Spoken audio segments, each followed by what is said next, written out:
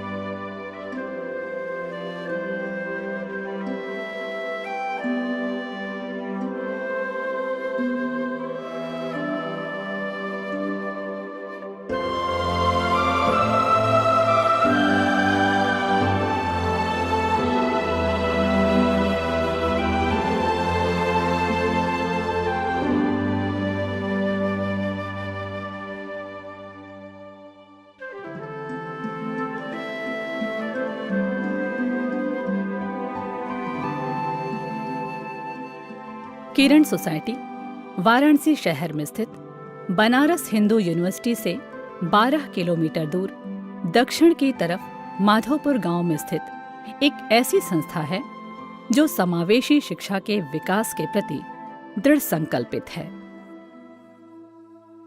1990 से ही ये संस्था दिव्यांग बच्चों और आर्थिक रूप से दुर्बल वर्ग के बच्चों के लिए शिक्षा का एक ऐसा वातावरण तैयार कर रही है जिसमें इन्हें अन्य बच्चों के साथ पढ़ने, खाने एवं खेलने के समान अवसर प्रदान किए जाते हैं। इसके अलावा इनके सर्वांगीण विकास के लिए समय समय पर समर कैंप, शैक्षिक भ्रमण, आर्ट एंड क्राफ्ट आदि में भाग लेने के पूरे अवसर प्रदान किए जाते हैं। किरण सोसाइटी मुख्य रूप से सेरेब्रल पाल्सी, गामक यानी चलने फिरने से संबंधित अक्षमता वाले बच्चों के साथ कार्य करते हुए बौद्धिक दिव्यांग, श्रवण दिव्यांग, स्वलीन, अल्पदृष्टि तथा एकाग्रता की कमी वाले बच्चों को भी अपनी सेवाएं प्रदान करती है।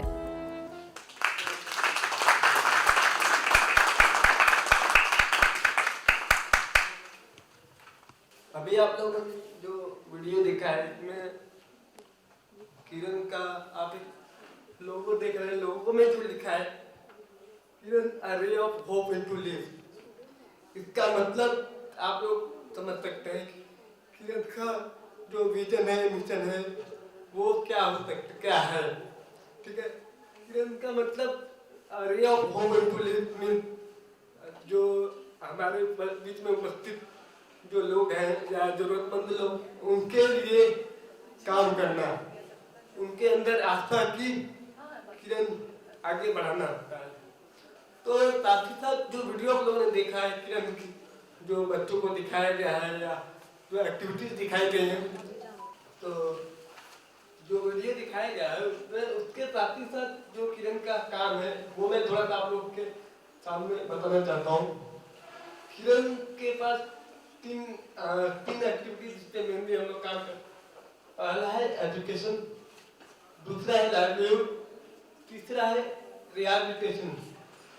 एजुकेशन की बात करें तो एजुकेशन में जो हम लोगों का जो मेन फोकस है वो इंक्लूसिव एजुकेशन पर है। इंक्लूसिव मीन्स जो दिव्यांग और नॉर्मल दोनों को एक साथ हम लोग लेकर स्कूलिंग करते हैं, बच्चों को पढ़ाते हैं, ताकि बच्चों के अंदर जो न रहे कि वो दिव्यांग है तो नहीं पढ़ सकता, उसके साथ नहीं रह सकते, उस चीज को प्रमोट करते हैं हम लोग। उसके बाद तो रिहैबिलिटेशन में मेडिकल जैसी सुविधाएं दी जाती हैं, जैसे उनको थेरेपी देना और जो असिस्टेंट क्या कहते हैं कैलिपर, व्हीलचेयर जो भी जरूरत की चीजें होती हैं उनको एप्लायंस, वो सब चीजें मेडिकल के थ्रू दिया जाता है। इसके अलावा रिहैबिलिटेशन के बाद जो हम लोग एजुकेशन के अंदर जिस डिपार्टमेंट से मैं बिलोंग करता हूँ, integration department, social integration department, जिसके फिर हमारे बीच रनिंग करकर बैठे हुए हैं।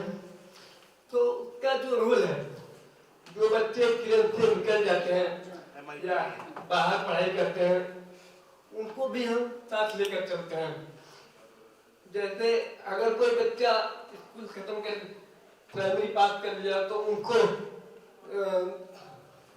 नॉर्मल स्कूल में प्रमोट करना, वहाँ पे एडमिशन दिलाना, जो भी चैलेंजेस आते हैं उनको, उन सब चीज़ों के हम लोग उनको सपोर्ट करते हैं, मदद करते हैं। बात अभी हमारे पास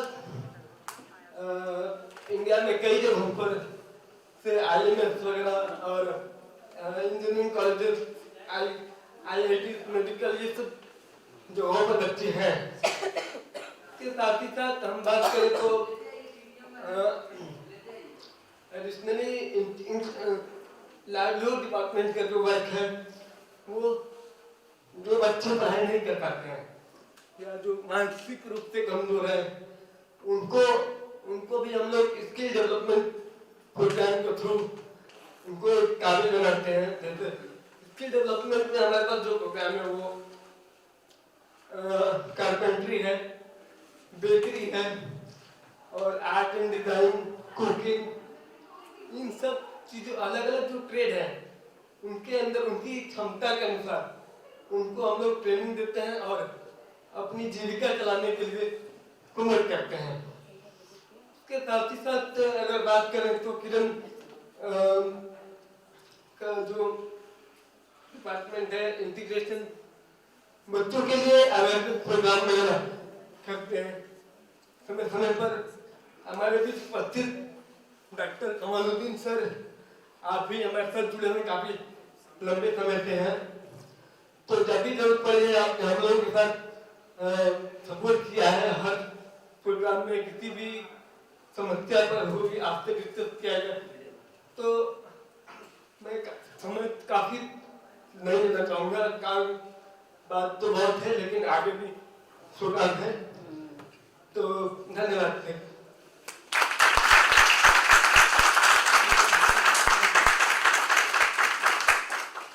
Thank you, Sandeep. The motto of the film was, I was just seeing the film Rejoice, and life is still beautiful. Definitely, the individual with physical disabilities, they also need social rehabilitation, which is very important for the quality of life. Okay, so now we are honored and privileged to have with us today some distinguished guests who have kindly agreed to grace this occasion with their presence to share their valuable insights and experience. I would like to welcome Dr. Nidhi Mishra, Resource Person, Assistant Professor, Department of Sociology, MMVBHU.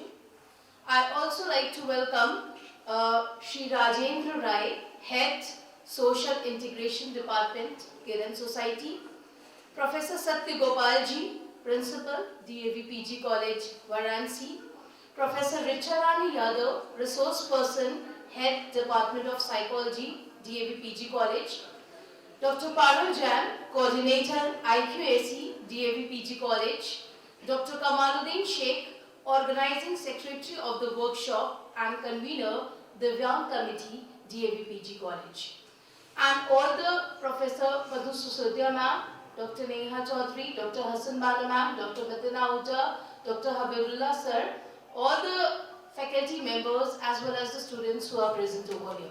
To inaugurate this session, we will have our lamp lighting ceremony to invoke Goddess Saraswati. So I would request the dignitaries to please light the lamp so that we can start this program. Thank you, dignitaries. Now we will start with the welcoming our guest. So for that, I would like to request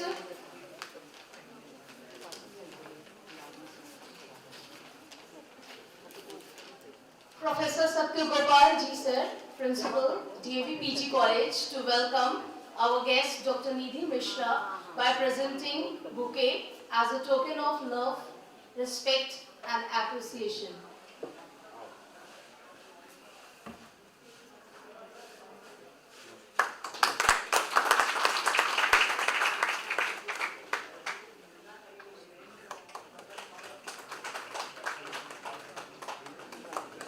Thank you, sir.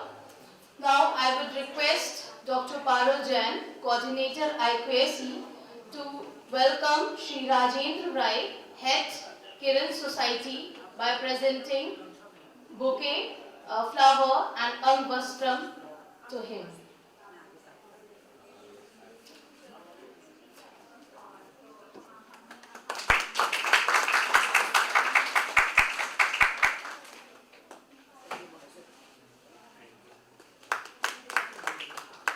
Thank you, ma'am. Now I would like to request Dr. Kamaluddin Sheikh sir, Organizing Secretary of this workshop, to present flower and angvastram to Principal Professor Satyagopal Ji.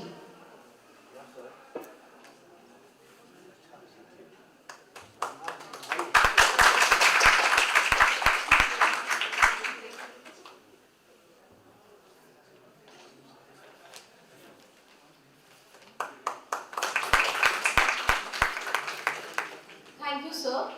Now I would like to request Dr. Mithun Ahuja, Assistant Professor, Department of Commerce, to welcome Professor Richa Rani Yadav Ji by presenting flower and angvastram to her as a token of love and respect.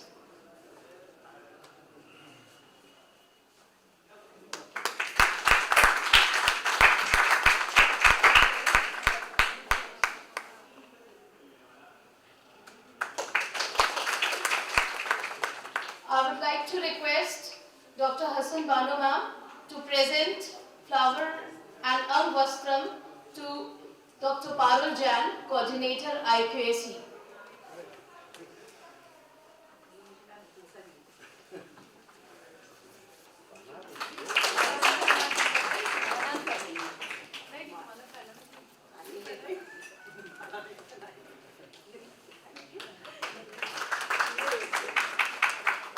Now we have finished with our welcome ceremony.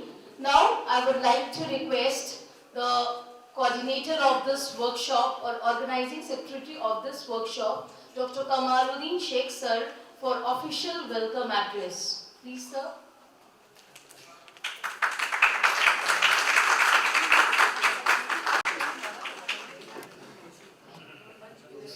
कार्यशाला के अध्यक्ष और हमारे माननीय प्राचार्य doctor professor Satyagopal जी और psychology department की head, इस कार्यशाला की रिसोर्स पर्सन और इस प्रोग्राम की कन्वीनर प्रोफेसर ऋचा रानी मैम, हमारी रिसोर्स पर्सन डॉक्टर निधि मिश्रा, जिनका ताल्लुक इस महाविद्यालय से रहा है, यहाँ उन्होंने अध्यापन कभी किया है, तो सभी लोग जानते होंगे यहाँ जो यहाँ उपस्थित हमारे शिक्षक वृंद हैं, और श्री राजेंद्र राय जी और उसके साथ पारुल मैम और हमारे सभी सहयोगी शिक्षक वृंद और प्यारे विद्यार्थियों। आज की ये कार्यशाला दिव्यांग जन का मनोसामाजिक पुनर्वासन, psycho social rehabilitation of PWDs पर मुनक्किद आयोजित किया गया है, और ये हमारा बहुत बड़ा सौभाग्य है कि इतनी विभूतियाँ हैं और अपने अपने विषय के क्षेत्र में मर्मज्ञता हासिल है। आप सबका स्वागत करते हुए मुझे बड़ा गौरव महसूस हो रहा है। प्राचार्य जी का, राजेंद्र सर का, निधि मैम का, ऋचा मैम अपनी हैं, उनका बहुत बहुत हार्दिक अभिनंदन, और उसके साथ साथ सभी शिक्षक वृंद का और सारे अपने विद्यार्थियों का, सबका बहुत स्वागत है। आप जानते हैं कि काशी अध्यात्म ज्ञान की उर्वर भूमि है, समाज सेवा के क्षेत्र में जानी मानी जगह है, और यहीं ये बहुत ही प्राचीन काल की बात है। चंद्रगुप्त मौर्य के ज़माने में इसी सारनाथ में दीन दुखियों और दिव्यांगों के पुनर्वासन की कार्यशालाएं स्थापित होती थीं।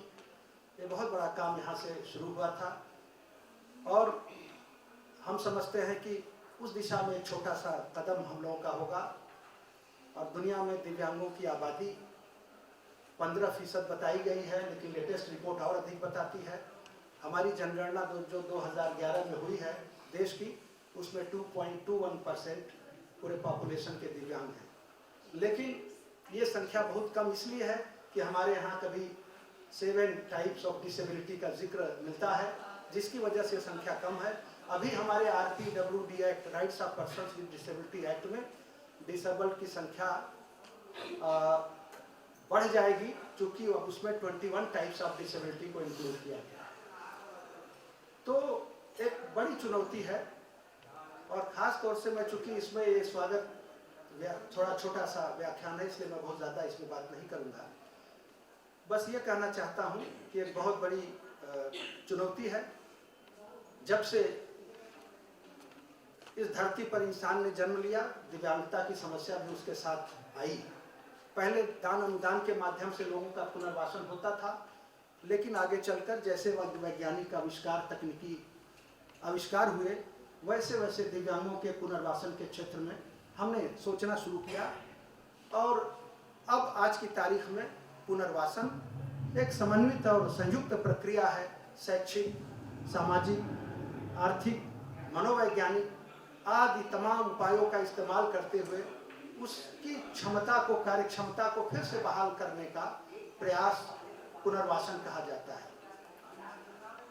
आज दिव्यांगों ने बड़ी तरक्की की है। उनके अंदर जो भी क्षमता है, उसके विकास का अवसर अगर दिया जाए तो वो सारा काम कर सकते हैं।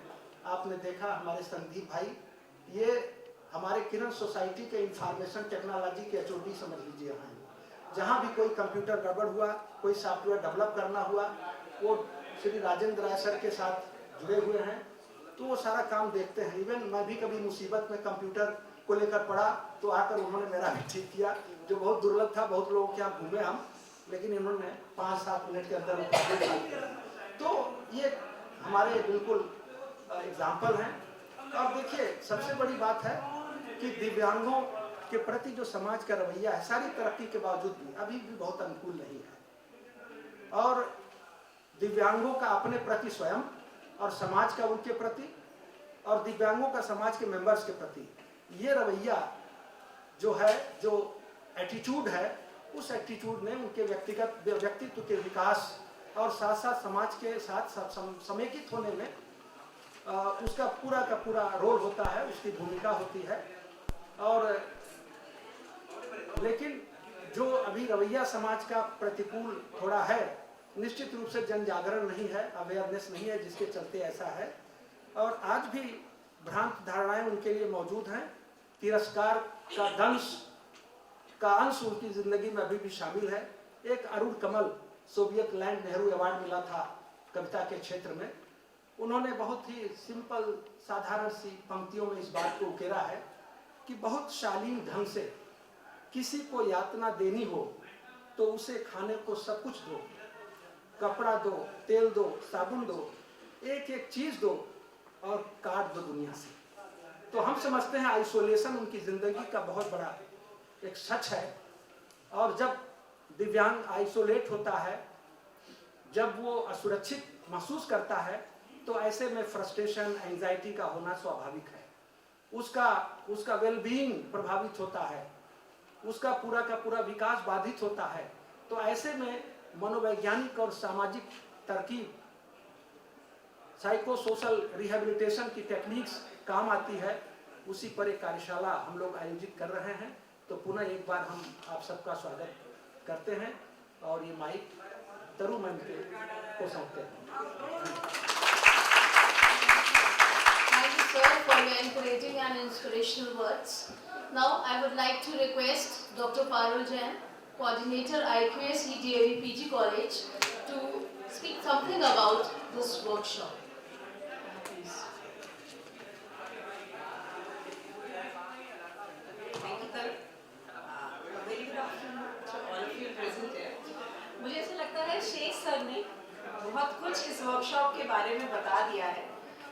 वर्कशॉप के बारे में बताने के लिए मेरे पास कुछ ज़्यादा नहीं है, but I would definitely congratulate doctor Kamaluddin Shaikh, जिनको मैं पिछले कई सालों से देख रही हूँ, और सर लगातार इस तरह की वर्कशॉप, इस तरह के आयोजन किरण सोसाइटी के साथ, जिसके लिए मैं थैंकफुल भी हूँ राजेंद्र राय सर का और किरण सोसाइटी के सब मेंबर्स का, कि बड़ी बड़ी वर्कशॉप्स भी उन्होंने ऑर्गेनाइज की हैं। And I am also thankful to Nidhi जो यहाँ आई है इसमें पार्टिसिपेट करने, मतलब I heartily welcome you, and doctor Richa who has willingly agreed, क्योंकि ये टॉपिक ऐसा है साइको सोशल रिहैबिलिटेशन का।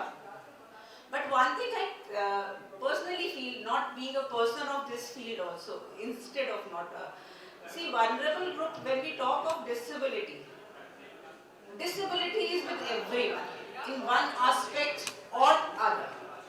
तो मुझे ऐसा लगता है ना, जब तक हम खुद पे विश्वास नहीं करते, इससे पहले भी हम कर रहे थे बॉडी शेपिंग की बात कर रहे थे, ओबेसिटी की बात कर रहे थे, तो एक साइको सोशल रिहैबिलिटेशन आपको हेल्प करेगा, लेकिन हमारे साथ जो दिक्कत है, फिजिकल दिक्कत है, कोई मेंटल किसी तरह की है, social, as a female social taboos भी बहुत सारे आपके साथ अटैच्ड होते हैं जिनसे आपको लड़ना होता है, एज अ मेल भी होता है, ऐसा नहीं है।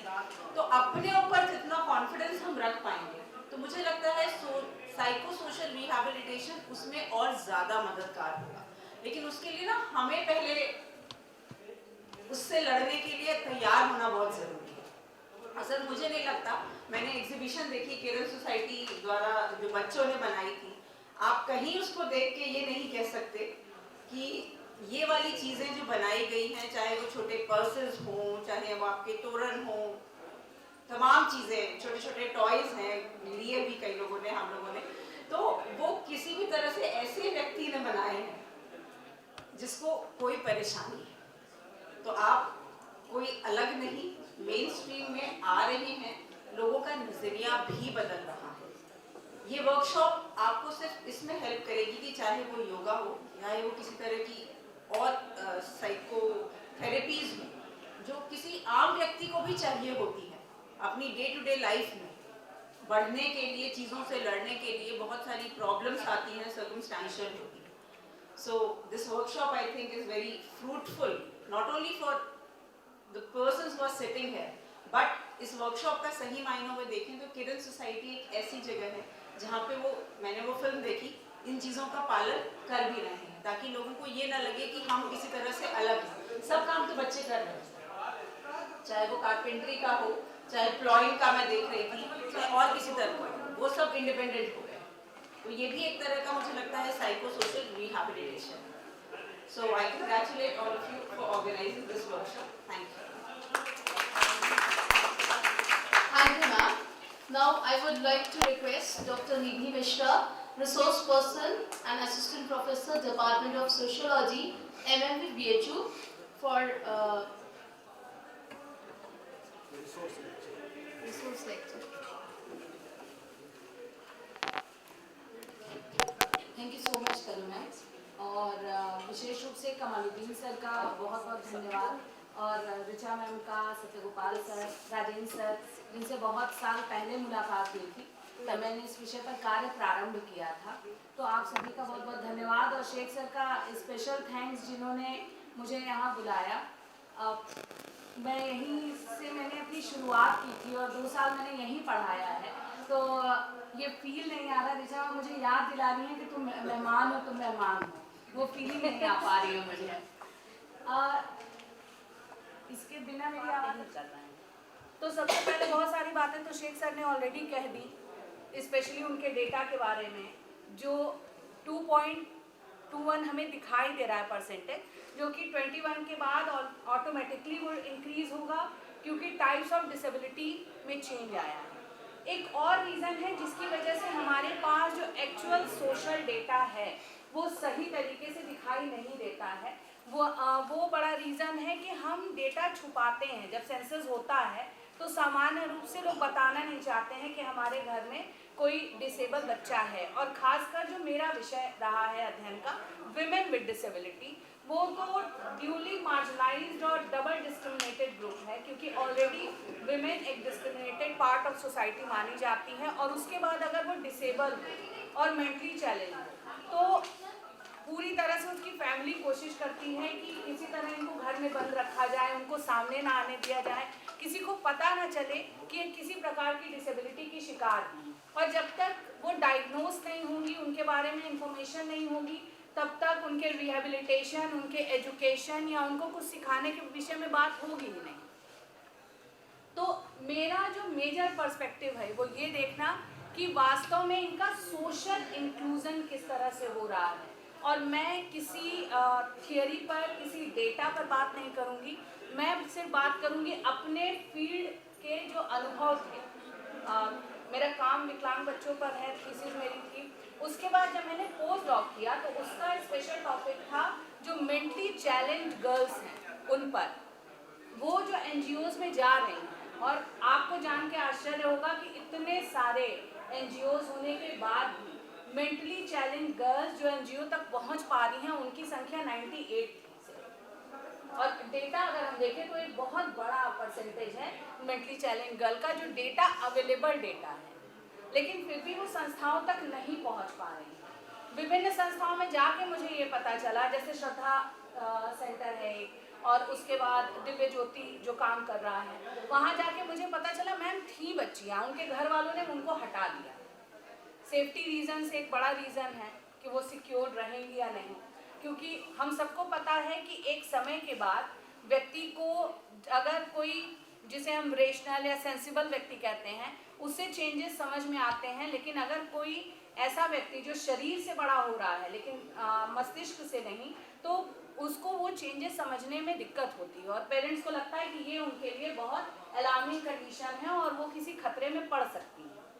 तो ये एक बहुत बड़ा सिचुएशन है कि हम एजुकेशन तक पहुंचेंगे कहाँ अगर हम उन पार्टिसिपेंट्स को, जो हमारे लिए एक सोशल स्टडी के तौर पर पार्टिसिपेंट्स थे, उनको घर से निकलने ही नहीं दे रहे, उनको हम छुपा के रख रहे हैं, किसी को पता ही ना चले कि, और उसकी वजह से फैमिलीज भी अपने आप को आइसोलेट कर लेती हैं क्योंकि वो लेके नहीं जा पाती हैं अपने बच्चों को बाहर, तो फैमिलीज भी अपने आप को आइसोलेट कर लेती हैं।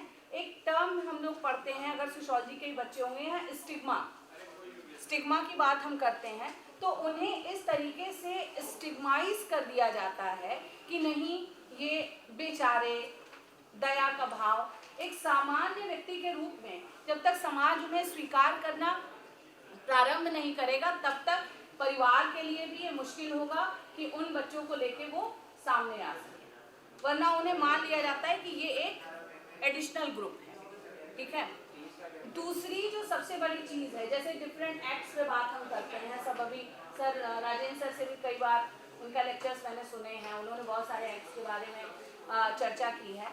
जितने एक्ट्स पे हम बात करते हैं वो सारे एक्ट्स आप पढ़ के देखिए, आपको ये फील होगा कि अच्छा ये एक्ट्स इतने अच्छे हैं कि सारा जो ग्रुप है, जो 2.21% के आसपास जो हमारी पॉपुलेशन और डिसेबल पॉपुलेशन है, उनके रिहेबिलिटेशन में और इंक्लूजन में तो कोई दिक्कत ही नहीं। प्रॉब्लम है किस तरह से वो लॉ इम्प्लीमेंट हो रहा है।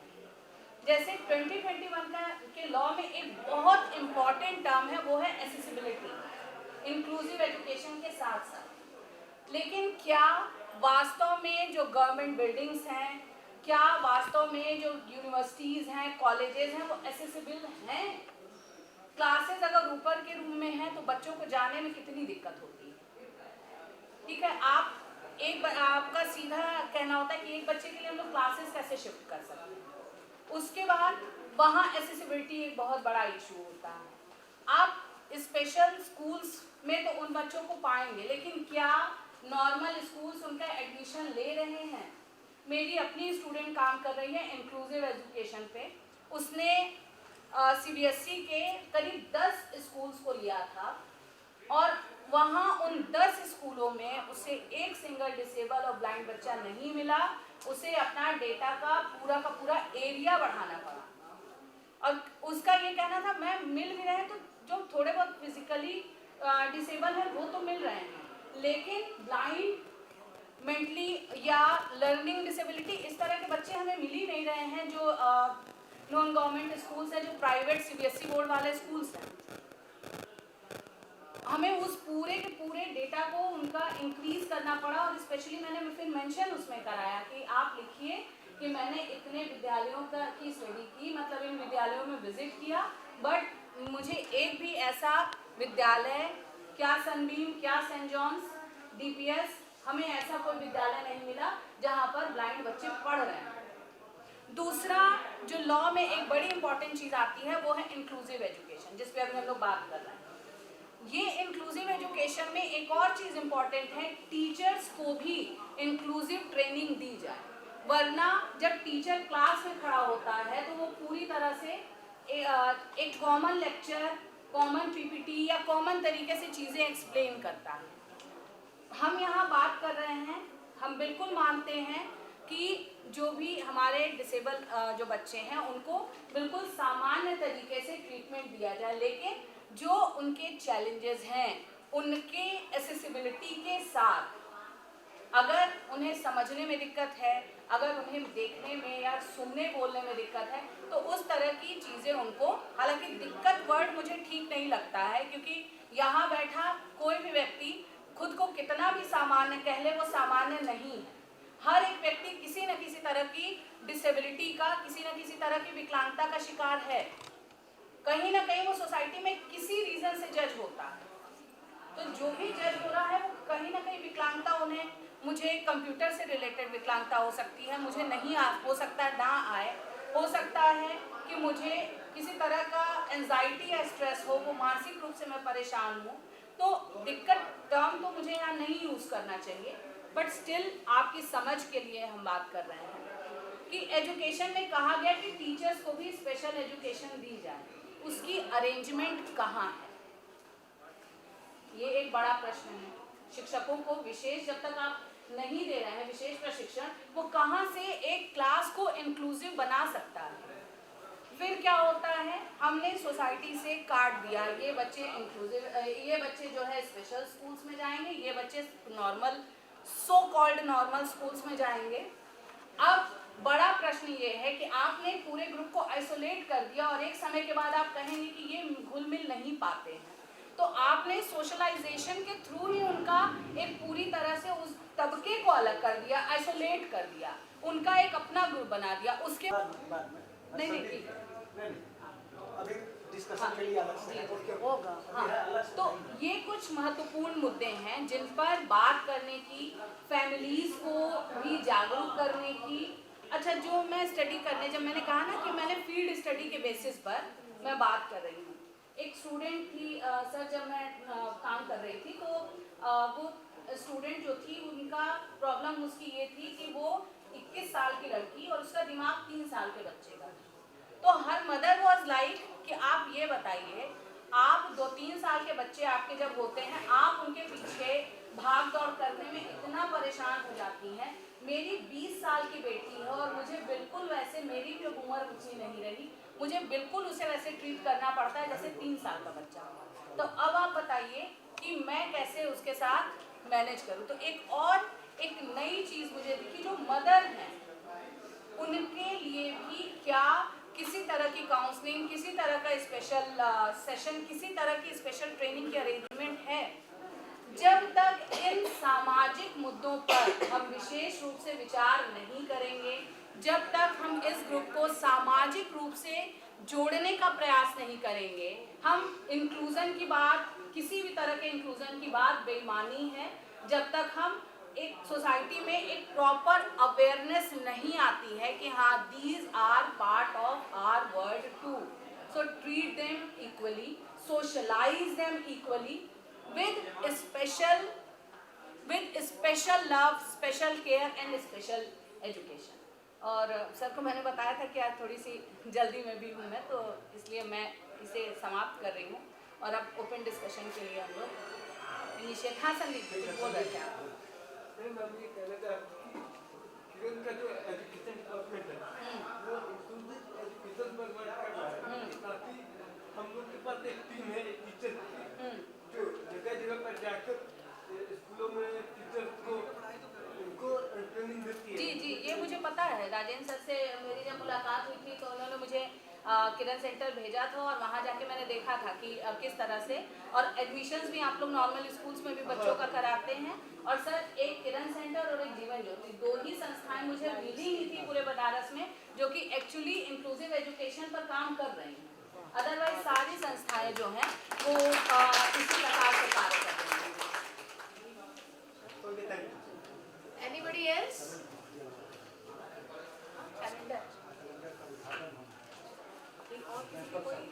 और कोई मैम के लेक्चर के रिगार्डिंग कोई कुछ पूछना चाहता हूँ? Anybody who have कुछ any आप अपना queries? एक्सपीरियंस रखना चाहते हैं, आप कुछ इस पे ओपन डिस्कशन करना चाहते हैं, तो यू ऑल आर वेलकम।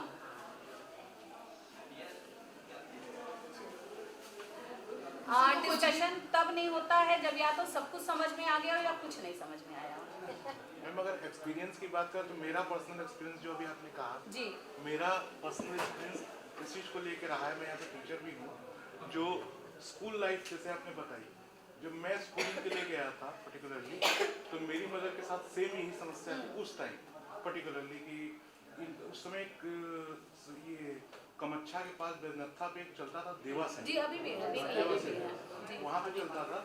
वहाँ पे उस तरह के बच्चों को पढ़ाया जाता था। तो मुझे जो हाथ की और आँख की प्रॉब्लम को लेकर के उनका कहना था कि नहीं, तो इनको जो है उसी स्कूल में डाला। और मेरी मम्मी का सीधा कहना यह था कि ये नॉर्मल बच्चा है और ये मतलब इसके साथ हाथ में प्रॉब्लम है, आँख में प्रॉब्लम, तो क्या है, तो इसको नॉर्मली हम बच्चों के साथ। तो उनका कहना था, तो गई हैप्पी मॉडल में, उस समय एम भगत मैम थी। मैं इन लोगों से बातें बता रहा हूँ ताकि ये लोग भी मोटिवेट हो। मैं बीइंग अ टीचर ये बात बोल रहा हूँ तो इसका एक अलग वो होता है। और मुझे मतलब एम भगत मैम देखी तो कहती हैं हाथ से प्रॉब्लम है तुम्हारे, आँख से प्रॉब्लम है। हम बोले हाँ मैम, तो बोली मैं तुम्हें लूँगी अपने स्कूल। उस समय मेरी एज थी 7 साल। गवर्नमेंट लोगों के 3 साल में एडमिशन हो जाते हैं ना नॉर्मली, मेरी उम्र उसमें 7 या 8 साल की थी। तो उस समय कहीं मैं तुम्हें लूँगी, तुम्हारा चैलेंजिंग केस है, तुमको मैं लूँगी और तुम पढ़ोगे ना अच्छे से। हम बोले मैम जरूर पढ़ेंगे और अच्छा करेंगे। और वहाँ एक बार एडमिशन मैंने हैप्पी मॉडल सिगरा में लिया, उसके बाद मैंने कभी स्कूल नहीं छोड़ा उसके बाद से। और अपने उसके बाद फर्स्ट टाइम में ही मैंने BHU BCom निकाला, यहीं से DAV से किया, MCom मेन कैंपस से किया, देन आफ्टर अभी यहीं से मैं PhD कर रहा हूँ। ठीक है, तो ऐसा कुछ नहीं है मैम कि इम्पॉसिबिलिटी कुछ होती है।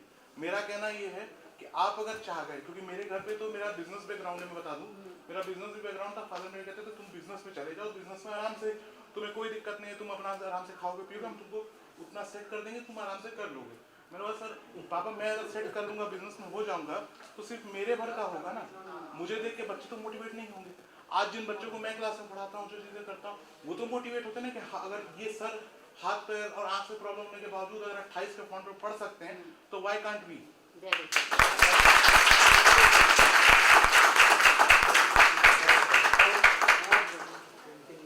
That is very proud moment for us that Miten was our student. I think which session Miten? 2014 to 17 batch ma'am. 14 to 17 batch. And he's a NET, he's GRF, and right now he's pursuing PhD under Dr. Anand Singh, Assistant Professor, Department of Commerce. So that's really motivating and challenging. If you have determination, definitely you can do anything. Nothing is impossible. Now with this, I would like to request Professor Satya Gopal ji, the Principal DAV College, and Dr. Rajendra Rai, Head Kiran Society, Dr. Nidhi Mishra ma'am and Professor Richa Rani Yadav ma'am for release of the calendar, and Professor Richa Rani Yadav ma'am for release of the calendar that is organized by the Kiran Society. आप भी जाइए sir, आइए sir. इधर आ जाइए sir, इधर आ जाइए sir, ठीक है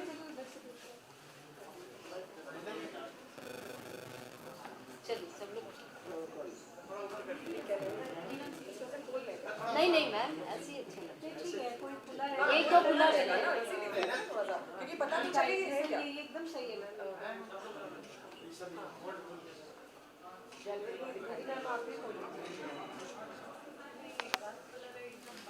हाँ एक हाथ खुला रहेगा।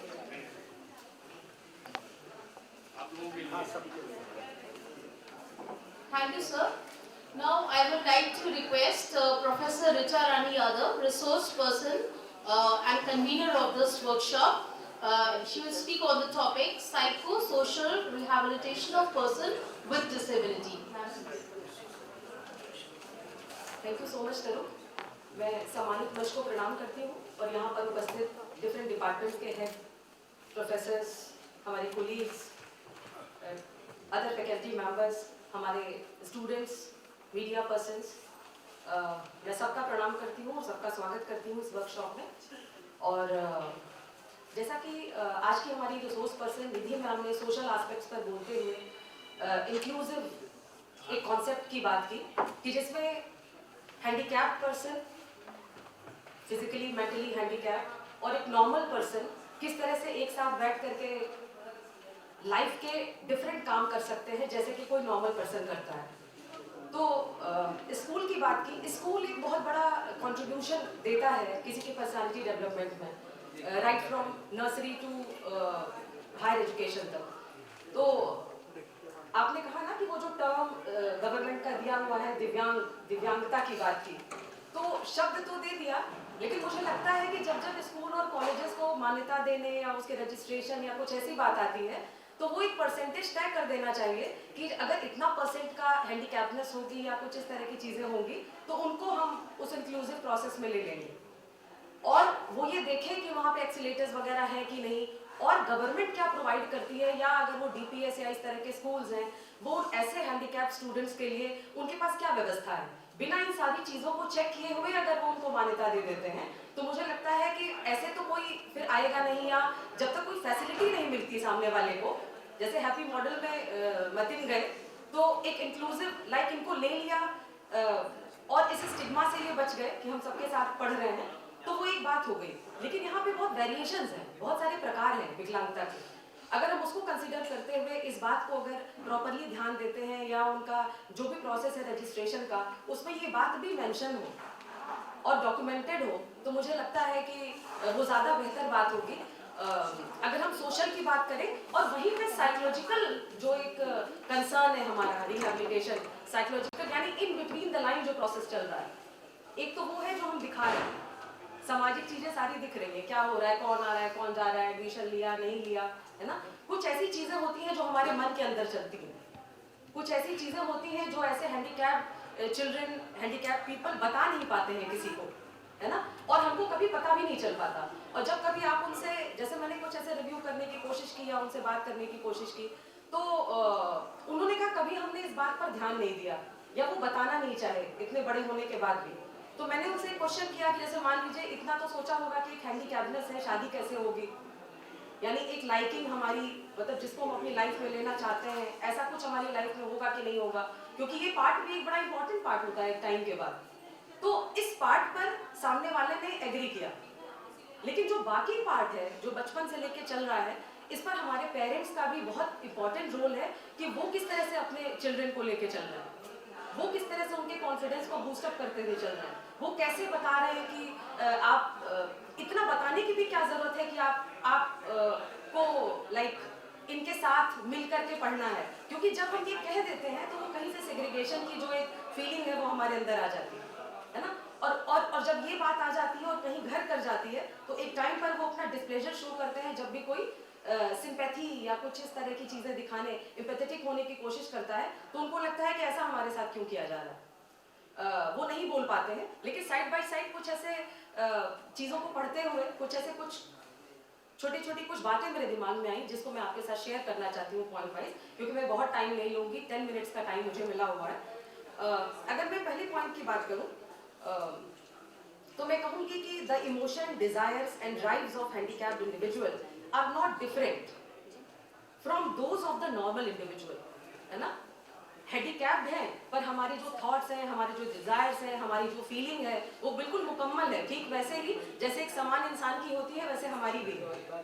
लेकिन सेग्रीगेशन का प्रोसेस शुरू हो जाता है, तो ये जो समान चीजें फील करना है, जो डिजायर्स हैं, जो इमोशंस हैं, जो ड्राइव्स हैं, तो हम देखने में तो अलग है लेकिन अंदर से हम सिमिलर हैं, हमारी इमेजिनेशन भी वही है, लेकिन पग पग पे हमारे साथ क्या किया जा रहा है वो एक सोचने की बात होती है। क्योंकि ऐसा देख सकते हैं या रिव्यूज ऐसा भी बताते हैं कि अगर हम बात करें ज्यादा सिमिलैरिटी हो सकती है दो इंडिविजुअल्स में अगर कोई हैंडीकैप्ड है और कोई हैंडीकैप्ड नहीं है वो भी सिमिलर हो सकते हैं, जबकि दो हैंडीकैप्ड लोग डिफरेंट हो सकते हैं, है ना।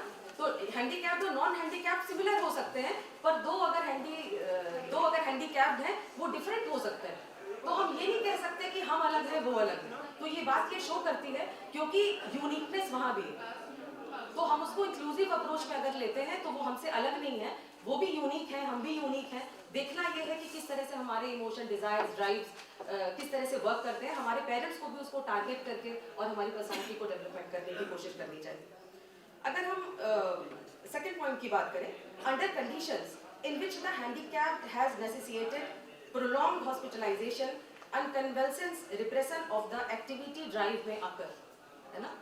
तो कुछ ऐसी कंडीशंस डेवलप होती हैं हैंडीकैप के अंदर, डिपेंड करता है कि वो लोकोमोटर या मेंटल या किस तरह की हैंडीकैपनेस उसके साथ है। और एक होता है कि वहाँ भी डिफरेंसेस हैं, हर इंडिविजुअल अलग अलग है, इंडिविजुअल डिफरेंसेस हैं।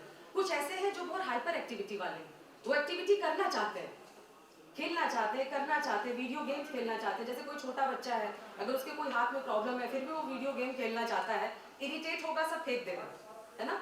तो ये जानने की जरूरत है कि वो किस तरह का फील कर रहा है, किस तरह की एक्टिविटी के बारे में वो चीजों को कर रहा है। आप उसको मौके दें डिफरेंट तरह की एक्टिविटी करने का। ऐसा करने से ही जो अंदर उसके चल रहा है वो चीजें शांत होंगी, और उसको हम एक ऐसे नहीं रख पाएंगे कि जैसे चीजें प्रोसेस पूरा स्लो डाउन हो गया है और अब उसको लग रहा है कि एक्टिविटी करने या ना करने का कोई मतलब नहीं है। क्यों? क्योंकि हम तो विकलांग हैं, है ना। इस तरह का दिमाग में उसके नहीं आना चाहिए, क्योंकि वो एक एक्टिव पर्सन है मेंटली, फिजिकली, और इस तरीके से वो अपना एक एडजस्टमेंट बना सकता है और लोगों के साथ एक सामंजस्य, एक एडजस्टमेंट बैठा सकता है। फिर हम बातें करते हैं कि disabilities are often source of intense conflict, है ना। एक सेंसिटिविटी, एक इंक्रीज्ड काइंड ऑफ सेंसिटिविटी उन चिल्ड्रन के अंदर, उन पीपल के अंदर होती है जिनके अंदर ये हैंडीकैप्डनेस देखने में आती है।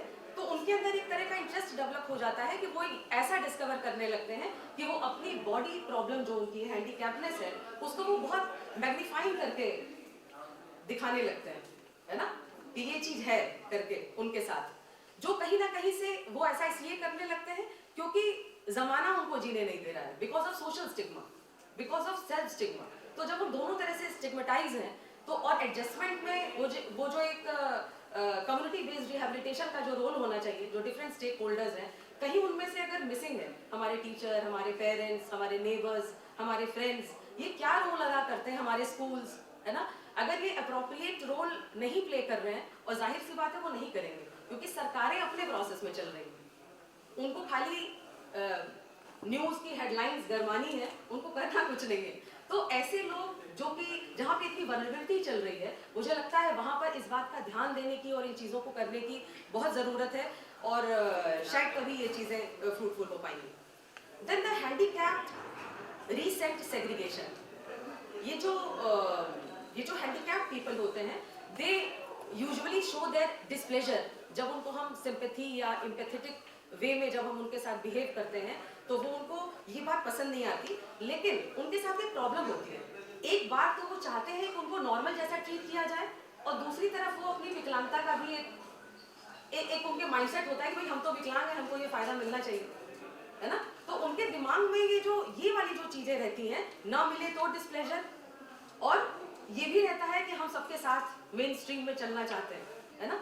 तो ये वाला जो उनके साथ एक कॉन्फ्लिक्ट या सेग्रीगेशन, डिस्प्लेजर शो करते हैं, सेग्रीगेट कर अगर अलग हो गए और अगर उनको साथ नहीं लिया तो उसके लिए भी, तो ये जो माइंडसेट है ये उनका चलता है, जो कि ध्यान देने की जरूरत है, जिसके लिए मुझे लगता है बहुत सारे ओरिएंटेशन प्रोग्राम या स्टार्टिंग से ही उनके लिए स्कूल्स क्या कर सकते हैं, पेरेंट्स क्या कर सकते हैं, कुछ गवर्नमेंट के मुझे लगता है या जिस स्कूल में एडमिशन दिलवाने जा रहे हैं उनकी जिम्मेवारी होनी चाहिए कि ऐसे पेरेंट्स के लिए कुछ orientation programmes time to time वो चलाते रहें, जिससे उनको एक अवेयरनेस रहे। क्योंकि अगर हम ये काम नहीं करेंगे, सिर्फ कह देने से बात नहीं बनती, है ना। जैसे हम कहते तो है ना, पेरेंट्स की बात करते हैं कि भाई हम पेरेंट हैं, हमारे 2 बच्चे हैं, है ना, लेकिन फिर भी हम पेरेंटिंग करना नहीं जानते। तो अगर वहाँ पर कुछ ऐसी व्यवस्था होती कि हमारे साइकोलॉजी के स्टूडेंट्स कुछ ओरिएंटेशन प्रोग्राम ले करके right from the time of conception till the delivery of child, वहाँ तक कुछ इस तरह के ओरिएंटेशन प्रोग्राम्स और काउंसलिंग या इस तरह के कुछ प्रोग्राम्स अगर रखे जाते तो शायद उसका एक फ्रूटफुल एक इम्पैक्ट होता और हम वहाँ पर ठीक से काम कर पाते। इस बात को कहते हुए मुझे एक चीज़ याद आ रही है कि जब भी हम क्या कहने जा रही हूँ, ओके मुझे याद आता है, फिर मैं बात करती हूँ। मैं नेक्स्ट पॉइंट को अपने लेती हूँ। The handicapped individual is inclined to be lonely, sad, self-conscious, sensitive and suspicious of opinions of others, है ना? तो इनके अंदर साइड बाय साइड ये सारी चीजें चलती हैं। हाँ, ये वो बात मुझे याद आ गई इसको। जैसे ट्रांसजेंडर्स की स्टडी जब हम करते हैं या जब उनके बारे में जब हम मेल फीमेल जेंडर की बात करते हैं तो ट्रांसजेंडर्स को भी देखिए हमारे यहाँ कितने पढ़ रहे हैं या कहीं पे कितने पढ़ रहे हैं, उनको भी हम अपने मेन स्ट्रीम में इंक्लूड नहीं करते हैं, जबकि उनमें कोई ऐसा अभाव नहीं। वो कहीं विधायक है, कहीं कुछ है, सोसाइटी को सर्व कर रहा है, इतने साइकोलॉजिकल सोशल जो एक छोटी छोटी इन बिटवीन द लाइन्स बातें हैं उनको समझ रहा है, ट्रीट कर रहा है। समाज के लिए बहुत बड़े ऐसे फोरम उसने बना दिए जिसमें बहुत सारे काम ऐसे लोगों ने करवाए जो सामान्य लोगों ने नहीं करवाए, या जो सो कॉल्ड मेल और फीमेल बन के और अपनी सेंसिटिविटी शो करते हैं, अपनी स्ट्रेंथ नहीं शो करते हैं, उन्होंने भी उस तरह के काम नहीं किए जिस तरीके से हमारे ट्रांसजेंडर्स ने किए। ऐसे बहुत से एग्जांपल्स आप देखेंगे कि अब मेन स्ट्रीम में अब तो वो कितना सारा बिजनेस और कितने सारे जॉब्स में हैं। तो मुझे लगता है कि अगर ये मेल फीमेल के अलावा एक और जेंडर कैटेगरी वो क्रिएट करें तो हमको लगता है इंक्लूजन की संभावनाएं बहुत जगहों पर है, बहुत सारा काम करना है, लेकिन वहाँ भी चीज़ें नहीं हैं। तो ये जब हम उनको नहीं कर पा रहे हैं जिनके अंदर दुगनी शक्ति, महिला वाली हो पुरुष वाली भी, जिनका तो हम बहुत ज़्यादा यूटिलाइजेशन कर सकते हैं, तो हम यहाँ ऐसे लोगों को बीच में फंसा करके कॉन्फ्लिक्ट क्रिएट करके उनके लिए कुछ ना करके और एम्पैथी सिंपैथी और इंक्लूजन और इन सारी तमाम चीज़ों की बातें कर रहे हैं पर कर कुछ नहीं रहे हैं, ये ध्यान देने की बात है। नेक्स्ट पॉइंट अगर हम लेते हैं तो many handicap do not have an adequate understanding of physical and mental aspects of their condition and are fearful of the possible consequences of their disabilities, है ना? तो जैसे कि नॉर्मल पीपल होते हैं, जरूरी नहीं है कि कॉमन सेंस सबका डेवलप हो, है ना? उसी तरह अगर हम हैंडीकैप पीपल में भी देखें तो ये अंडरस्टैंडिंग की जो कैपेसिटी होती है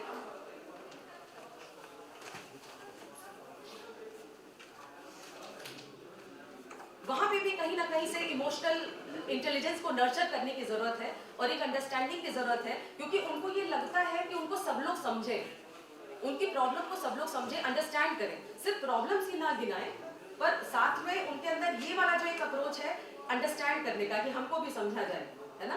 इसके लिए बहुत जरूरी है कि उनके इमोशनल इंटेलिजेंस को नर्चर किया जाए, उनकी इमोशनल मैच्योरिटी को नर्चर किया जाए, ताकि वो बहुत एक जो एक समेकित दृष्टिकोण होता है, मुझे लगता है कि वो उस तरह से उनका विकास हो पाएगा और ज़्यादा बेहतर तरीके से उनकी पर्सनैलिटी डेवलप हो पाएगी।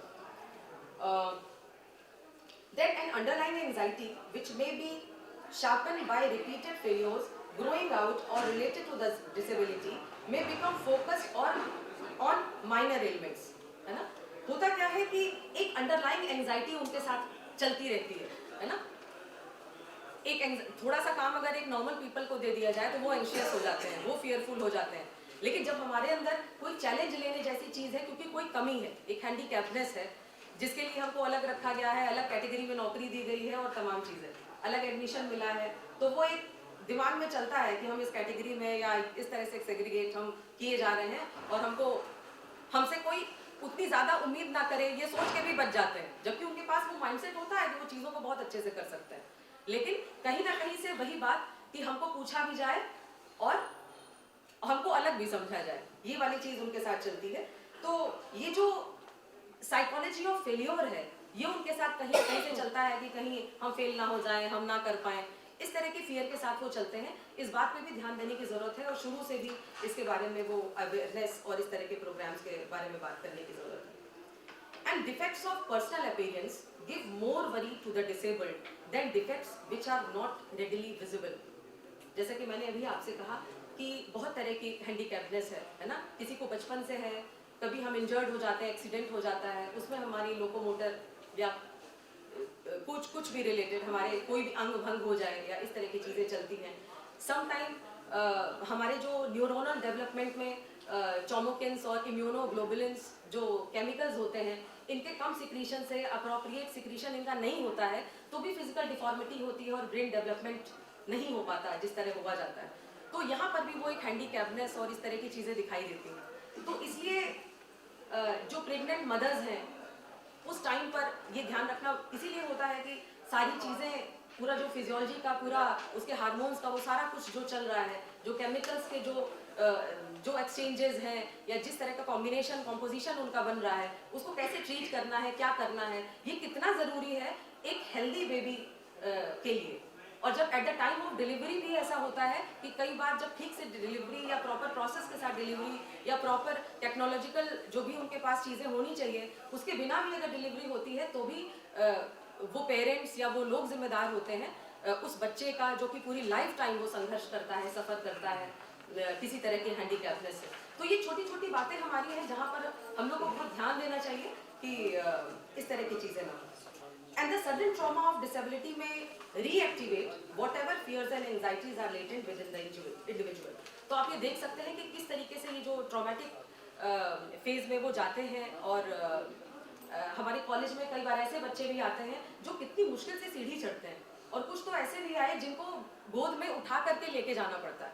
तो शायद हमारे कॉलेज में भी वो एक्सीलेटर और उसकी ज़रूरत है कि वो कैसा महसूस करता होगा वो स्टूडेंट जिसको रोज इंतजार करना पड़ता होगा कि अब वो कोई स्टूडेंट आए जो थोड़ा स्ट्रांग हो, जो उसको उठाए और लेके जाए कि उसको उसके बैग को। तो ये भी उसके लिए शायद ट्रॉमेटिक एक्सपीरियंसेस है और धीरे धीरे वो एडजस्ट करते हैं, लेकिन ये देखना पड़ता है कि फिर भी वो पढ़ रहे हैं, फिर भी उनके अंदर ये स्ट्रेंथ है। तो ऐसे में अगर उनको थोड़ा सा कोऑपरेट कर दे तो कितनी बड़ी बात हो जाती है। पारुल मैम ने जैसे कि कहा, मुझे बड़ा अच्छा लगा कि एक जो हम सिंपल पीपल हैं, असल में विकलांग तो हम ही लोग हैं। जो हमारी नेगेटिविटी है लोगों के लिए, है ना, न जियो न जीने दो, परेशान करते रहो, ना खेलेंगे ना खेलने देंगे, खेल ही बिगाड़ेंगे। तो ये कुछ ऐसी चीज है कि हम तो ऐसे ही हैंडीकैप हैं और ऐसे लोग तो समझिए कि क्या ही इनका पर्सनालिटी डेवलपमेंट होगा और ये कौन सा मेन स्ट्रीम में दूसरे को शामिल करेंगे जब ये खुद ही बीमार है। जो मानसिक तौर पे बीमार है तो फिर तो वो ना हाथ चलाएगा ना पैर चलाएगा, तो फिर वो तो पूरी तरह से हैंडीकैप्ड है। वो 100% सेरेब्रल पाल्सी वाली कंडीशन उसकी दिखाई देने लगती है। तो पॉजिटिव सोचना और इस तरह से नेगेटिव या इम्पॉसिबिलिटी जैसी चीज़ों को ना सोचना और लिव एंड लेट लिव वाला जो एक थॉट है, लेट योर लाइट शाइन वाला जो थॉट है, इसको लेकर के अपने लाइफ में चलना, मुझे लगता है कि वो एक बहुत ही पॉजिटिव अप्रोच है और हम किसी को साइकोलॉजिकली हील कर पाएंगे या किसी को साइकोलॉजिकली परेशान ना करें, उससे बच जाएंगे और वो ग्रो करेगा, फ्लरिश करेगा अपनी लाइफ में। Thank you so much. Thank you, ma'am. Now I would like to request Shri Rajendra Rai sir, Head Social Integration Department, Kiran Society, for his lecture. He will speak on employment opportunities, government schemes and livelihood for PWDs.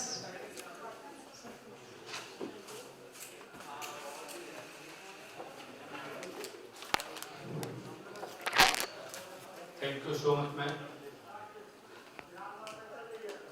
इस सभागार में उपस्थित इस विद्यालय के प्राचार्य professor Satyagopal जी, doctor Kamaluddin Sheikh जी, Parul ma'am, निधि मिश्रा जी आई थी चली गई, प्रोफेसर ऋचा रानी यादव जी और तरु सिंह जी और डॉक्टर नितिन आहूजा जी। अभी हम लोगों ने अपने दो वक्ताओं को सुना, एक सोशल एस्पेक्ट से रिलेटेड था, एक साइको एस्पेक्ट से रिलेटेड था।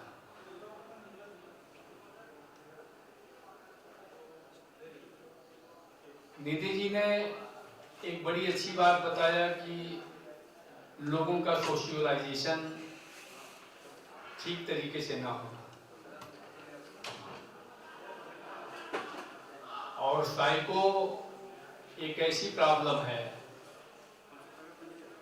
जो सामान्य परिस्थितियों में जनरेट हो जाती है, दिव्यांगता की परिस्थिति में जनरेट हो जाए, तो ये ताजुब की बात नहीं है और इस पर हमें ताजुब करना भी नहीं चाहिए। तो आप दोनों लोगों ने बड़े ही अच्छे तरीके से इन विषयों पर प्रकाश डाला। मैम का एक जो यूनिकनेस का कॉन्सेप्ट है वो निश्चित रूप से एक सोचने का विषय है, और हमें उस संदर्भ में मैं एक चीज केवल एडिंग करना चाहूंगा कि हमें किसी व्यक्ति के बारे में जजमेंटल नहीं होना चाहिए। ये व्यक्ति ये कर सकता है और ये व्यक्ति ये नहीं कर सकता है। हम कौन होते हैं किसी के बारे में सोचने वाले? जॉन हॉपकिंस का नाम आप लोगों ने सुना होगा, जिस व्यक्ति की केवल जुबान ही चला करती थी, बाकी उसका पूरा शरीर स्टिफ था, लेकिन इतने बड़े बड़े कारनामे किए। अष्टावक्र का नाम आपने सुना होगा।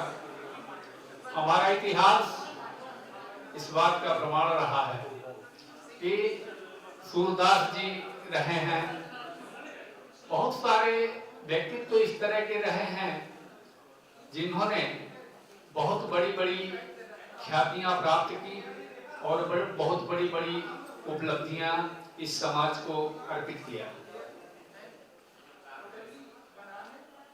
हम जब साइको सोशल रिहैबिलिटेशन की बात करते हैं तो निश्चित रूप से हमारे दिमाग में ये बात परंपरागत बातें आती हैं, नई चीजें एडिंग हो रही हैं।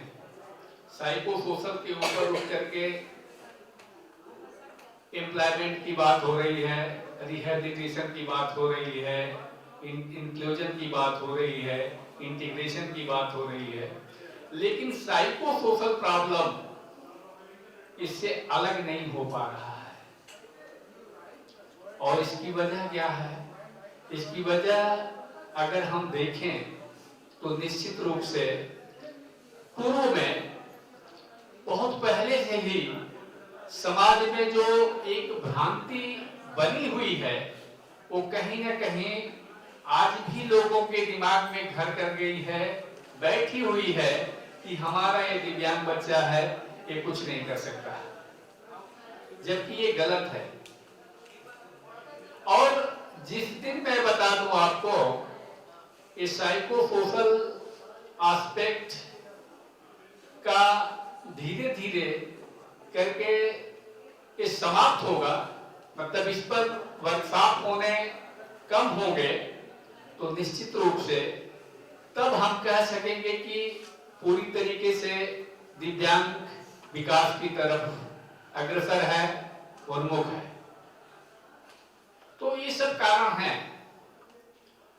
हम उनके स्कीम्स की बात करें, जो मेरा आज मेन विषय है, इस संदर्भ में सबसे पहले मैं एक बात कहना चाहूंगा अपने सभी उपस्थित नवयुवकों से, नवज्योतियों से, जो भावी कर्णधार हैं, जिनके ऊपर समाज की जिम्मेदारी आएगी, क्योंकि समाज कैसे बदलेगा? पीडब्ल्यूडी एक्ट 1995 में बनाया गया पहली बार। उसके पहले यूएन कन्वेंशंस हुए, कई सारे कन्वेंशंस हुए, कई सारी मीटिंग्स इंटरनेशनल लेवल पर हुई, जिससे हमारा कानून, पहले का कानून जो था वो पूरी तरीके से लचर कानून था, उसमें कोई दम नहीं था। हम पूरी तरीके से मर्सी पर आधारित थे, लेकिन आज जो कानून बन करके आया है आरपीडब्ल्यूडी एक्ट 2016, ये कानून बहुत ही दमदार कानून है और सिर्फ इसके कंप्लायंस की आवश्यकता है। अगर हमें किसी बात पर जोर देने की आवश्यकता है तो इस बात पर जोर देने की आवश्यकता है कि जो कानून बने हैं उन कानूनों का अलग अलग डिपार्टमेंट में किस तरीके से सफल तरीके से क्रियान्वयन कराया जा सके, और इस पर समाज की जिम्मेदारी है। समाज को जोरदार तरीके से सामने आना चाहिए। आज तमाम राजनीतिक पार्टियां सामने आती हैं एम्प्लॉयमेंट को लेकर के, रोजगार को लेकर के। तमाम पॉलिटिकल पार्टियां मंदिर मस्जिद और तमाम इस तरह के इश्यूज को लेकर के आती हैं, लेकिन कोई दिव्यांगता और सामान्य लोगों के एम्प्लॉयमेंट की बात लेकर के नहीं आता है। इसकी वजह क्या है? अगर इसकी सबसे बड़ी वजह है, जैसे डॉक्टर कमालुद्दीन शेख जी ने बताया कि हमारी WHO के हिसाब से जो संख्या है वो 13 पॉइंट समथिंग है, जो सेंसस कहता है वो 2 पॉइंट समथिंग है।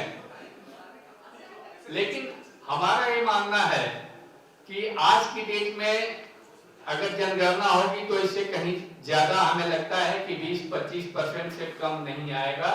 ये मैं दावे के डंके की चोट पर कहता हूं,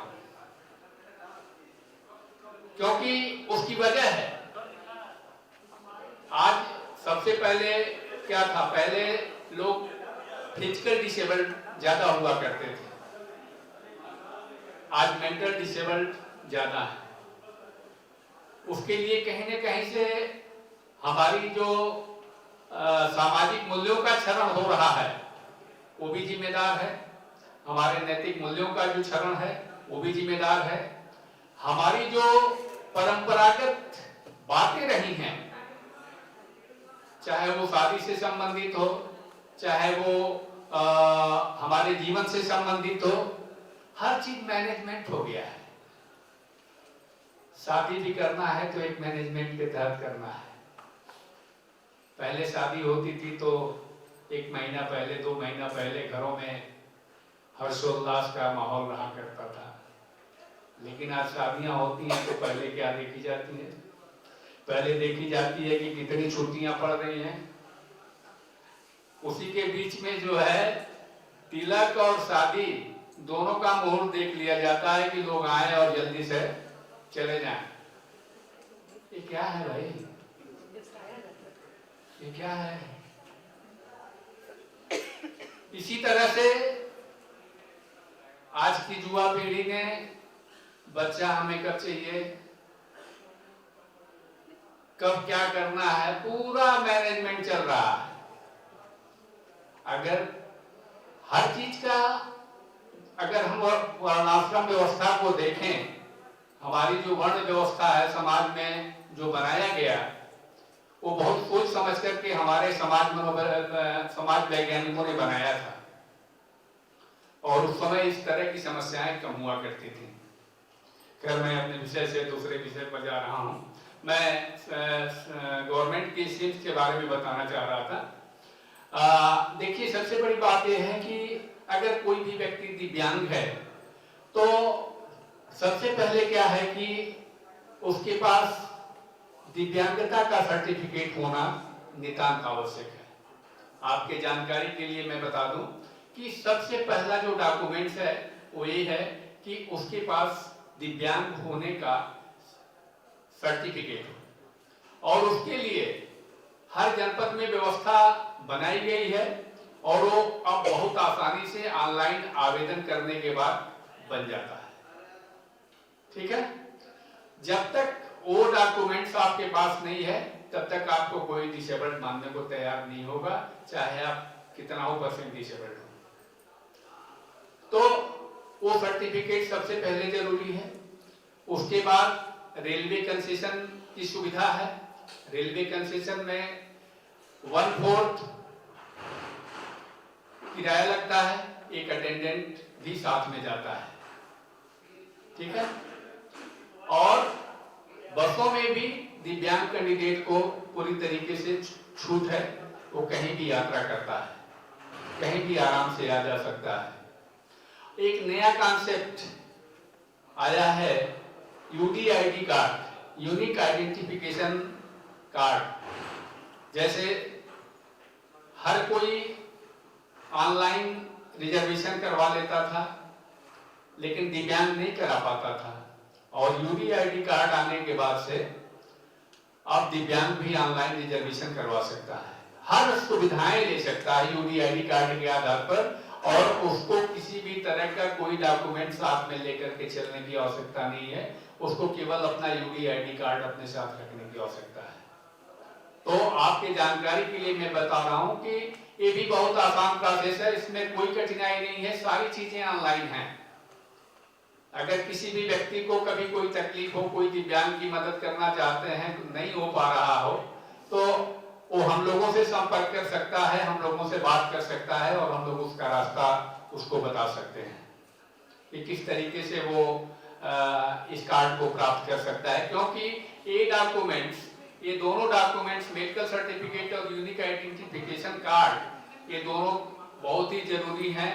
जो किसी भी तरह का कोई भी पात्रता है वो तभी प्राप्त कर सकते हैं जब उनके पास इस तरह का सर्टिफिकेट हो। अभी सरकार ने अभी रिसेंटली लॉन्च किया है स्पॉन्सरशिप प्रोग्राम। स्पॉन्सरशिप प्रोग्राम के तहत 18 साल के बच्चों को, 18 साल के बच्चों के लिए 4000 रुपया महीना स्कॉलरशिप का प्रोविजन किया गया है, जिसमें सामान्य और दिव्यांग दोनों तरह के बच्चे लाभान्वित होंगे। फॉर्म उसका दिव्यांग वाला दिव्यांग डिपार्टमेंट में, और जो सामान्य वाला है वो महिला कल्याण विभाग में सबमिट होगा। ये अभी रिसेंटली लॉन्च हुआ है। और बाकी उनके पेंशन की स्कीम है जिसमें उनको 1000 रुपये पेंशन मिलता है। हम एम्प्लॉयमेंट की बात करें तो एम्प्लॉयमेंट में उनके लिए 3% का रिजर्वेशन है। जैसा हमारे किसी वक्ता ने कहा कि अगर हम 2011 के सेंसस को माने तो 3% रिजर्वेशन के आधार पर हमारे सारे दिव्यांग को तो आज तक के जार हो जाना चाहिए, लेकिन आज नहीं है ऐसा। तो हम कैसे बिलीव करें, क्योंकि 3% रिजर्वेशन है, उनका सेंसस बताता है 2 पॉइंट समथिंग। तो मतलब जो आने वाले समय में जो डेटा आएगा वो ऑथेंटिक डेटा होगा, और हमें लगता है कि वो डेटा बहुत बड़ा डेटा होगा, और उस डेटा में ज्यादातर मानसिक रूप से दिव्यांगता का डेटा ज्यादा होगा। क्योंकि अब तो पोलियो से इन्फेक्टेड लोगों की संख्या 0 हो गई है, हमें लगता है। इस तरह के बच्चे हमारे यहाँ तो नहीं आते हैं, हमारे सेंटर में तो नहीं आ रहे हैं आजकल। केवल मानसिक रूप से सेरेब्रल पॉलिसी, मल्टीपल डिसेबिलिटी, इस तरह के बच्चे। इस संदर्भ में मैंने बताया ना, जो मैनेजमेंट जीवन में चल रहा है वो उसका बहुत बड़ा फैक्टर है कि नहीं।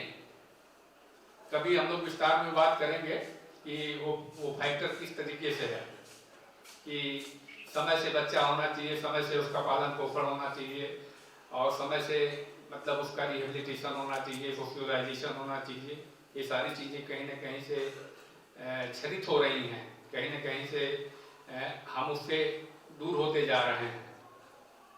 इसके अलावा RPWD एक्ट में बहुत अच्छी व्यवस्था 32C में प्रोविजन किया गया है कि इनके स्वाभिमान, सेल्फ स्टीम की किस तरीके से सुरक्षा की जाए। जैसे SC/ST में जो प्रोविजन बनाया गया है कि अगर किसी को उसके जाति से संबोधित करते हैं तो तुरंत आपको अरेस्ट होना पड़ता है। इसमें भी इसी तरह का प्रोविजन है। आप किसी भी दिव्यांग को उसके दिव्यांगता से संबोधित नहीं कर सकते हैं। इसलिए हमेशा इस बात को ध्यान में रखें, क्योंकि पहले तो यही आज भी है, पहले थोड़ा ज्यादा था। किसी का पता पूछना हो तो अच्छा वो लड़कवा जो भचक के चलता है, वो लड़कवा जो देखता नहीं है, वो फलाने का लड़कवा जो, तमाम तरह की बातें है कि नहीं। अब थोड़ा सा माइंडसेट लोगों का बदला है, ठीक है। तो एक बहुत बड़ा मतलब सरकार का स्टेप है कि उनके स्वाभिमान को किस तरीके से बचाया जाए और किस तरीके से वो भी एक समाज के अमूल्य प्राणी हैं, सभी लोगों जैसे हैं और उनको भी समान अधिकार है और उस समानता के क्रम में जोड़ना हम सभी का कर्तव्य है, हम सभी का धर्म भी है, हम सभी की नैतिकता भी है। इसके अलावा हमारे एम्प्लॉयमेंट में भी हमारे बच्चों को रिजर्वेशन है। रिजर्वेशन बढ़ाने की बात चल रही है, 5% करने की बात चल रही है, लेकिन अभी 5% हुआ नहीं है, अभी 3% पर ही मामला लटका हुआ है, लेकिन आने वाले समय में जरूर 5%, 4% पर अभी मामला तय हुआ है, लेकिन जो कमेटियां हैं वो 5% डिमांड कर रही हैं। तो अगर, क्योंकि दिक्कत यह है कि पहले दिव्यांगता का प्रकार 7 हुआ करता था, अब दिव्यांगता का प्रकार 21 हो गया। अगर दिव्यांगता का प्रकार 21 हो गया तो इसका प्रतिशत बढ़ना चाहिए कि नहीं बढ़ना चाहिए? बढ़ना चाहिए ना। तो सरकार जरूर निश्चित रूप से जिस तरीके से समाज में सेंसिटाइजेशन और हमें लगता है कि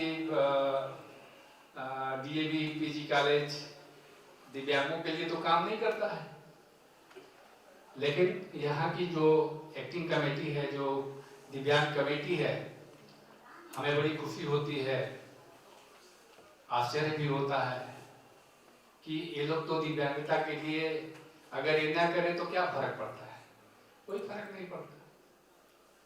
लेकिन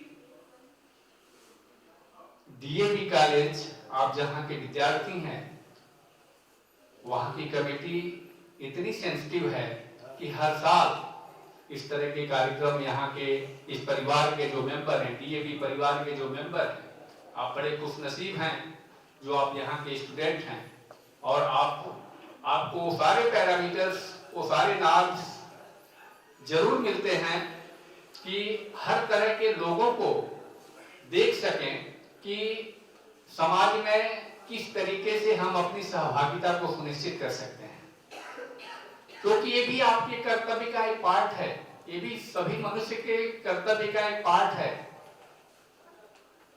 इसके अलावा स्कीम की बात अगर हम करते हैं तो अभी बहुत सारे दिव्यांग रोजगार मेला लगाए जा रहे हैं। अभी आने वाले समय में एक बहुत बड़ा रोजगार मेला दिव्यांगों के लिए स्पेशली लगेगा जिलाधिकारी महोदय के अध्यक्षता में। तो आप लोगों की जानकारी में अगर लोग होंगे, क्योंकि उसमें मैंने सुना है कि बहुत बड़ी बड़ी कंपनियां आएंगी और हमें लगता है कि बहुत सारे दिव्यांगों का उसमें भला होगा। इसके अलावा जहाँ तक एजुकेशन की बात है, राइट्स ऑफ एजुकेशन पूरी तरीके से वो है। केवल आवश्यकता जो है जमीन आवंटन में भी उनको सहभागिता दी गई है। मतलब जीवन का कोई भी ऐसा पार्ट नहीं है जहां पे उनके लिए कानून की व्यवस्था नहीं की गई है। कानून की व्यवस्था हर किसी लेवल पर, हर किसी स्तर पर की गई है और अगर केवल आवश्यकता है तो अवेयरनेस लाने की आवश्यकता है, जागरूकता लाने की आवश्यकता है और आप युवा वर्ग को आगे बढ़ करके आने की आवश्यकता है, इसे अपने कंधे पर लेने की आवश्यकता है। और जिस दिन मैं बताना चाहता हूं कि हमारे 3-4 बच्चे, इसी दिव्यांग बच्चे जिनका जिक्र मैं लोग कर रही थी, यहीं से पास आउट किए हैं, यहीं से पढ़ाई करने के बाद निकले हैं और बहुत सारी एक यूनिवर्सिटी का नाम आप लोगों ने सुना होगा, शकुंतला मिश्रा दिव्यांग नेशनल यूनिवर्सिटी है, जहाँ पे दिव्यांग बच्चों के अनुरूप ही वो यूनिवर्सिटी बनाई गई है। तो कोई भी बच्चा जो कि हायर एजुकेशन के लिए जाना चाहता है, वो हायर एजुकेशन में वहाँ पे किसी भी तरह की पढ़ाई जाकर के कर सकता है, हर फैकल्टी वहाँ पे उपलब्ध है। तो आप इन सारे मैसेजेस को, इन सारी इंफॉर्मेशन को लोगों तक डिसेमिनेट कर सकते हैं। और मैं ये बातें आप बच्चों से इसलिए कहता हूँ कि ये जो प्रोग्राम्स यहाँ पे आयोजित होते हैं, मैं देखता हूँ डॉक्टर कमालुद्दीन शेख जी का, यहाँ की कमेटी के लोगों का उसमें बहुत बड़ा योगदान रहता है। निश्चित रूप से लोग बहुत एफर्ट करते हैं और एक बहुत अच्छी बात मैं बता दूं कि डॉक्टर साहब के जीवन को अगर आपको कुछ सीखना है, आपको कुछ जीवन में अच्छा करना है, कुछ आगे बढ़ करके कुछ नया करना है, तो डॉक्टर कमालुद्दीन शेख जी के जीवन से अगर आप प्रेरणा लेंगे, क्योंकि मैंने देखा है इनके तकलीफों को भी देखा है। अगर मैं बताऊं तो आप लोगों की आंखों में आंसू होंगे, लेकिन ये वक्त इस तरह का नहीं है। आपने उस तरह की तकलीफों को देखा है, लेकिन उसके बाद भी कभी भी डॉक्टर कमालुद्दीन शेख जी ने हार नहीं माना है, क्योंकि समस्या तभी तक मुंह बाहर रहती है जब तक डॉक्टर कमालुद्दीन शेख जी उसके बारे में नहीं सोचते, और जब सोचना शुरू करते हैं तो समस्या अपने आप गायब हो जाती है। तो आप बच्चों के प्रेरणा के लिए मैं कह रहा हूं कि डॉक्टर कमालुद्दीन शेख जी का दिव्यांगता के क्षेत्र में, साइकोलॉजी के क्षेत्र में, साइकोलॉजी के टीचर होने के नाते जो जिस तरीके से इन्होंने दिव्यांग लोगों की समस्याओं को समझा है, दिव्यांग लोगों के भावों को समझा है और उसको एक उड़ान देने की कोशिश किया है।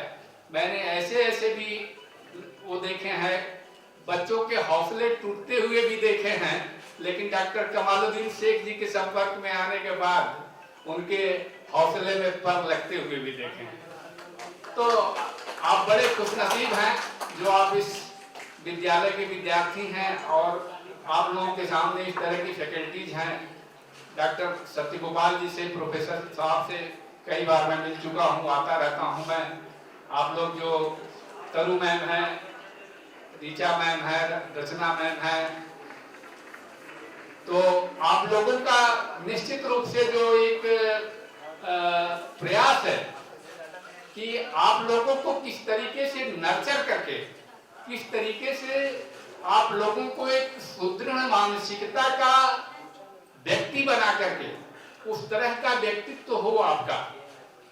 आप यूनिवर्सिटी के बाहर जाएं तो केवल व्यक्तिवादी न बने, बल्कि समाजवादी भी बने। इस तरह का भाव पैदा करके आप लोग भेजने का काम करते हैं। तो मैं बहुत बहुत धन्यवाद देना चाहता हूँ यहाँ की फैकल्टीज को, यहाँ के लोगों को, इस पूरे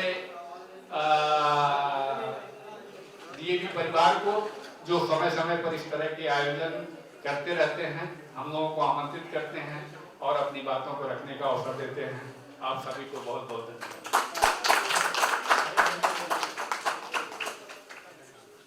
Thank you, sir, for your valuable insight and experiences and different types of government schemes that you have shared with us. Now, without taking much time, now I would like to request Principal DAV PG College, Professor Satyagopal ji, for his presidential address. आज के resource person निधि तो है नहीं, राजेंद्र राय जी,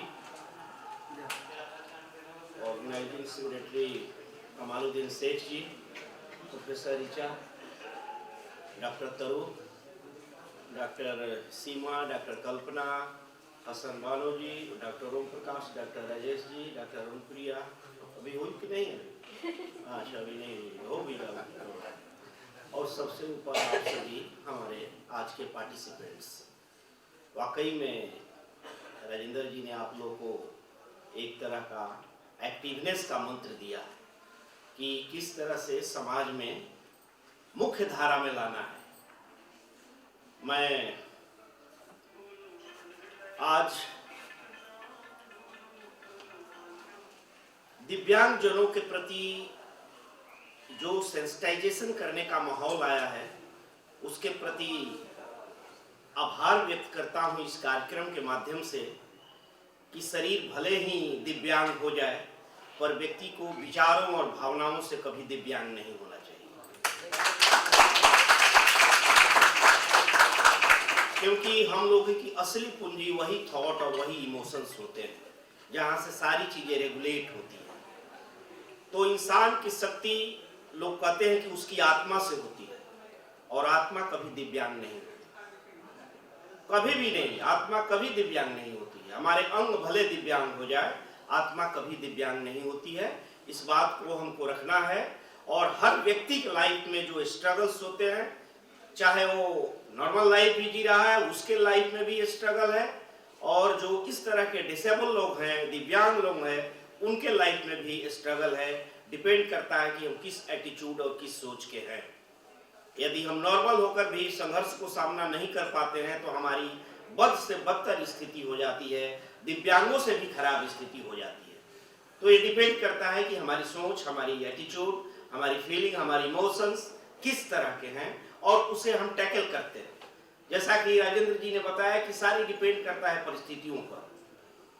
यदि दिव्यांगता के कारण आपकी सोच कमजोर हुई तो क्या होता है, हर परिस्थितियां समस्या के रूप में आ जाती है, और यदि सोच आपकी मजबूत हुई तो हर परिस्थितियां एक अपॉर्चुनिटी और अवसर के रूप में आपको मिल जाता है। दिव्यांगों को हमेशा मैं यही कहता हूं, तो दिव्यांग जनों का जो पुनर्वास है इस पर बहुत सारी चर्चाएं हुई। ऋचा जी ने आपके साइकोलॉजिकल कॉन्सेप्ट्स को बहुत सारे डिस्क्राइब किया, निधि ने तमाम तरह के सोशल फैक्टर्स, और राजेंद्र जी ने बहुत सारी अपॉर्चुनिटी को जो सोसाइटी में उपलब्ध है कैसे आप गेन करेंगे दिव्यांगजन, उनको चर्चा में लाया।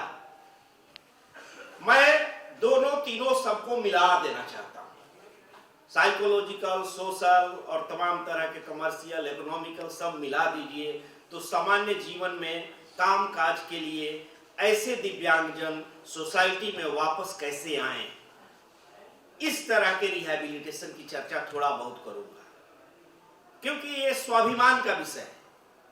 उनके स्वाभिमान को इस लेवल तक हमें पहुंचाना है जिसका पहले उसको अनुभव न हुआ हो।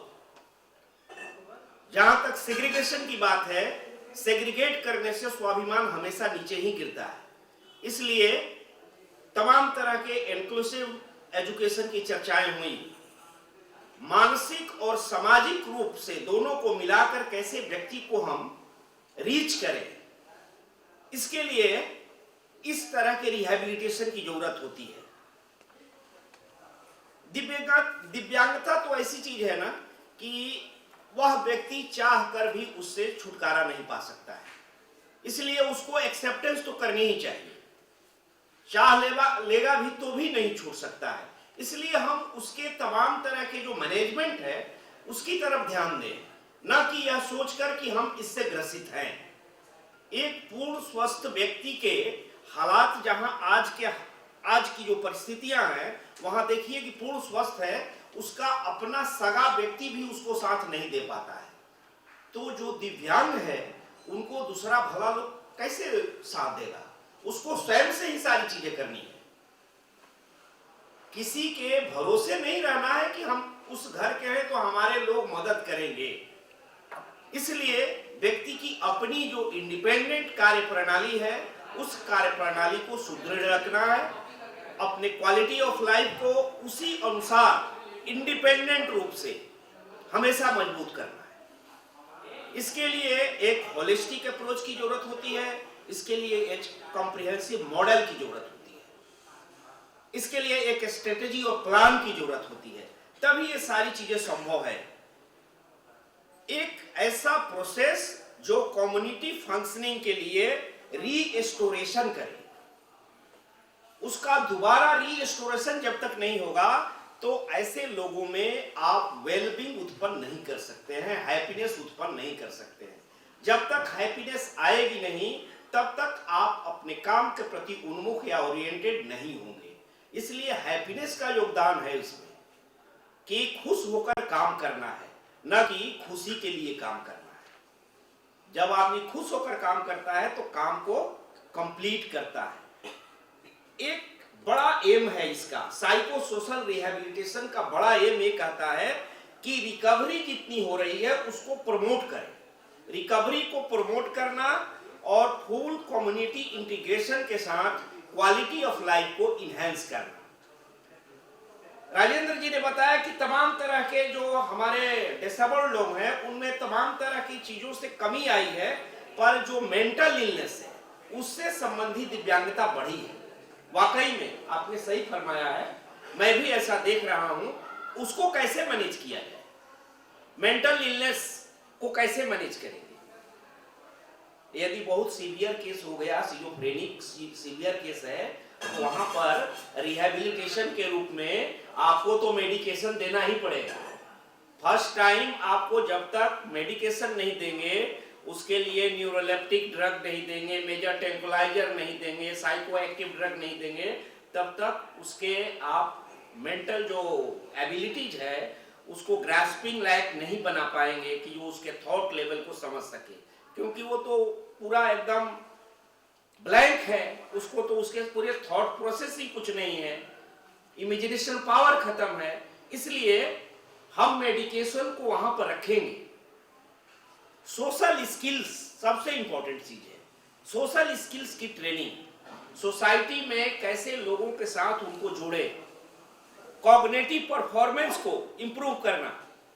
हालांकि कॉग्निटिव रिहैबिलिटेशन अलग है, पर अलग रहने से नहीं है, कॉग्निशन का रोल सभी जगह है। सोशल कॉग्निशन की बार बार चर्चा होती है। कॉग्निशन में सारी प्रोसेस, चाहे learning, memory, thinking, perception, emotion, सारी चीजें कॉग्निटिव प्रोसेस में आती है।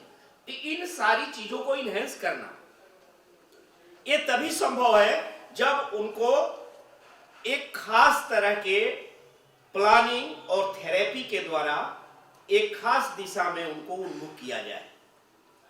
ऐसे इलनेस को खत्म करने के लिए व्यक्ति के होप, जो उसकी आशाएं मर गई हैं, उसके होप को कम से कम जीवित रखें।